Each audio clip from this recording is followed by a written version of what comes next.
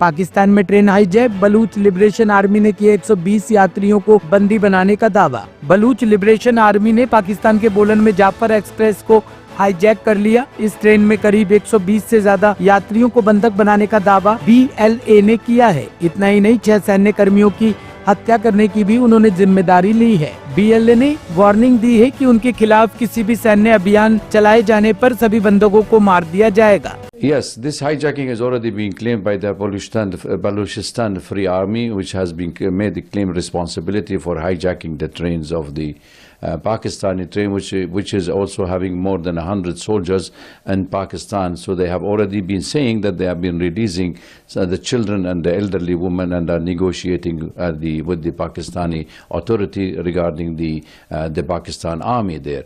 In fact, this is commemorate or the day of the 27th of March 1948, where the Baluchistan feel that Pakistan have occupied and annexed Baluchistan province into Pakistan after the partition of in the subcontinent into India and Pakistan.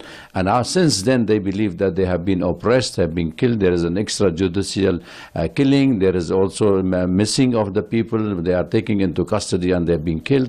So all these oppressions of the Baluchistan people led to their fighting against the Pakistan army and the Pakistan occupation of Baluchistan. And there is a movement, and there is also a call by the Baluch movement all over the world to join demonstration on the 28th of March in Hague to fight against the Pakistan authority. And I think this struggle has been going on for so long. Pakistan will never give up Baluchistan area, especially after the deal that Pakistan have done with the Chinese of the making the economic corridor, which the Chinese have committed more than $60 billion.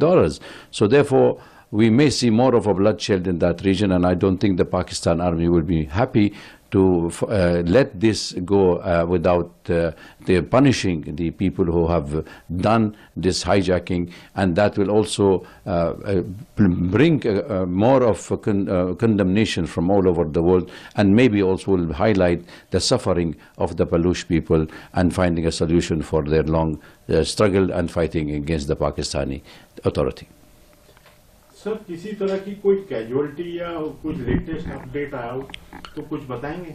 They are saying there are the early reports we have received that there are some of the casualties are already taking place. They have blew up the train track and they have taken the train into a safe custody, and there are some exchange of fires because Pakistan army is using drones, is using also its own military force in that region, and there is an exchange of fire. The number of casualty has not been yet confirmed, but according to our sources there are casualty in both sides. आनंद बिहार अग्निकांड के बाद CM Rekha Gupta ने किया निरीक्षण, 10 लाख सहायता राशि घोषित। शादरा जिले के आनंद बिहार इलाके में सोमवार रात एक झुग्गी में भीषण आग लगने से 3 मजदूरों की दर्दनाक मौत हो गई, जिनमें 2 सगे भाई शामिल थे।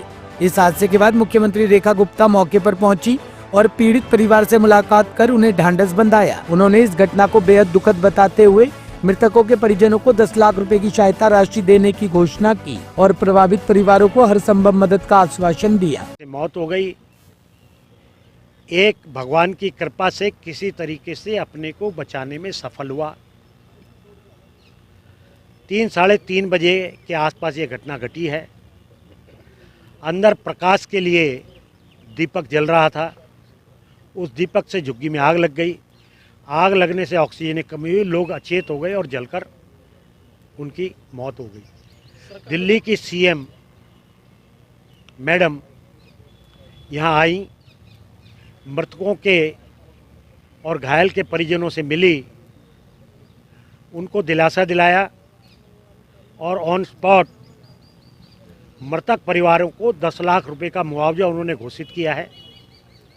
डीएम की ड्यूटी लगाई गई है कि डीएम महोदया इस विषय में तुरंत कार्रवाई करके एक निश्चित समय सीमा में उनके परिवार के लोगों को इस अनुग्रह राशि को प्रदान करें और जो घायल है उसका इलाज और उसको उचित मुआवजा मिले, इसकी घोषणा दिल्ली की सीएम मैडम ने की है। सर, ये लोग कहाँ के रहने वाले थे और क्या काम करते? ये औरैया, ये यहाँ पर कोई ठेकेदार है, ठेकेदार की जो आउटसोर्स की हुई ये लेबर थी और ये यहाँ जो रह रहे थे, ये जिस तरीके से लोग जाने अनजाने में सर ढकने के लिए झुग्गी बना लेते हैं, इसी तरीके से झुग्गी बनी हुई थी। आज सुबह 2:42 पर सुबह दिल्ली पुलिस को कॉल मिली हमारे कंट्रोल रूम को कि एक झुग्गी में आग लगी है। तुरंत हमारी टीम्स ने रिएक्ट किया इसके ऊपर, फायर की टीम्स ने भी रिएक्ट किया। हम तुरंत यहाँ पहुँचे, देखा झुग्गी पूरी तरीके से जल चुकी थी। फायर वालों ने आग को बुझाया। बुझाने के बाद जब अंदर गए तो पता चला कि 3 लोगों की एस्फेक्सिया और जलने के कारण मृत्यु हो गई है। अंदर 4 लोग थे, एक व्यक्ति इसमें से बचकर बाहर निकल पाया।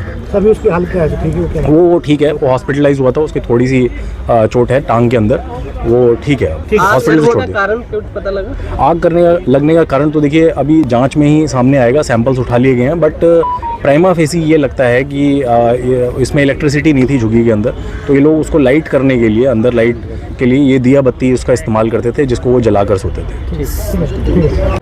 दिल्ली पुलिस ने 5 अवैध बांग्लादेशियों को किया गिरफ्तार, किए जाएंगे डिपोर्ट। दिल्ली पुलिस ने 5 बांग्लादेशियों को गिरफ्तार किया है जो विभिन्न क्षेत्रों में अवैध रूप से निवास कर रहे थे। इनमें से 2 बांग्लादेशियों को सदर बाजार क्षेत्र से पकड़ा गया, जबकि अन्य 3 को बाहरी जिले से गिरफ्तार किया गया। ये सभी बांग्लादेशी भारत में अवैध रूप से रह रहे थे और उनके पास फर्जी दस्तावेज भी मौजूद थे। जी बिल्कुल, सदर बाजार थाना पुलिस ने 2 बांग्लादेशी इलीगली स्टेइंग जो थे उनको पकड़ा है, डिटेन किया है। उनकी डिपोर्टेशन की प्रोसेस स्टार्ट की जा रही है। ये दोनों बाप बेटे हैं। बाप का नाम मोहम्मद बिलाल है, बेटे का नाम फारूक है और बाप की उम्र 56 साल, बेटे की उम्र 26 साल है। दोनों केबल ऑपरेटर का काम कर रहे हैं, जो इंटरनेट के लिए केबल लगाते हैं। दोनों यहीं पे नई बस्ती में ही रह रहे थे और हमने गुप्त सूचना के आधार पर इनको पकड़ा है। सर, इनके खिलाफ पहले भी कुछ मामले दर्ज? हाँ जी बिल्कुल है। जो बिलाल है उसके ऊपर पहले एक रॉबरी का मुकदमा था, उसके बाद उसका 12 में डिपोर्टेशन हुआ था, but because he was under trial उसके अंदर, तो उसका उसमें डिपोर्टेशन कंप्लीट नहीं हो पाया था। और उसके अलावा उस पर 14 फॉरेनर्स एक्ट का भी एक मुकदमा दर्ज है 2012 का ही, और जिसके अंदर उसने प्लीड गिल्टी किया था। उसके बाद उसका जो बेटा है उसके ऊपर 2 चोरी के मुकदमे हैं, जिसके अंदर उसका सेंटेंस अंडरगोन हो चुका है। परिवार के और लोग? जी 2012 के अंदर तो सबको ही डिपोर्ट कर दिया गया था, बट अभी तो हमारी जांच चली रही। कल इवनिंग में ही इनको हमने डिटेन किया है, तो अभी हम पूछ ही रहे हैं कि बाकी फैमिली मेंबर्स कहाँ हैं, और भी फैमिली मेंबर्स होने भी चाहिए, तो उसके लिए तो अभी फर्दर प्रोसेस कंप्लीट नहीं हुई है। That is on going process. जिस तरह लगभग पूरी दिल्ली में ही बांग्लादेशियों के खिलाफ एक ड्राइव चल रही है, नॉर्थ जिला पुलिस टीम ने अब तक क्या क्या कार्रवाई की है इस ड्राइव के अंदर? जी नॉर्थ जिला पुलिस के अंदर इसमें हम लोग काफी intensive door to door verification ले रहे हैं। प्लस हमने जो प्रीवियस डिपोर्टेशन हुए हैं उसके आधार पर ऐसे हॉटस्पॉट्स आइडेंटिफाई किए कि कहाँ पे ज्यादा हो सकते हैं।